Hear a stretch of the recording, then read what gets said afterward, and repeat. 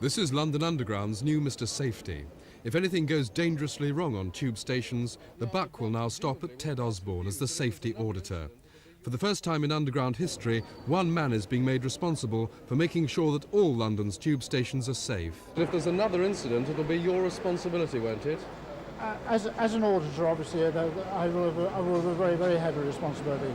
But I very much hope your question's a hypothetical one, because we are going to make damn sure that we don't have another tragedy like this, if there's anything we can possibly do to avoid it. So what's different to make sure we won't have another tragedy? We should be very, very rigorous in our application of all the systems that we have, and we should develop new ones where these are appropriate, although I feel very happy with the ones we have already. And I think in this way we will ensure the absolute minimum chance of having a repetition.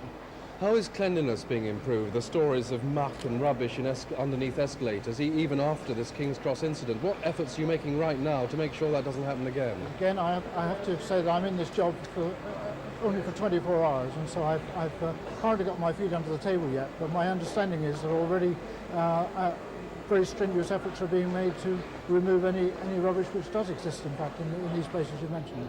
This is an extremely important job. What's your track record? How successful have you been in London Transport before? My time at London Transport is very limited. I've been here for a mere 3 years, but during that time I've run the Scientific Services Laboratory. It's called the Research Laboratory, and we do an enormous amount of work in the safety area on development of and evaluation of materials for use in the underground, and I feel very confident that I can make a good job of this new role.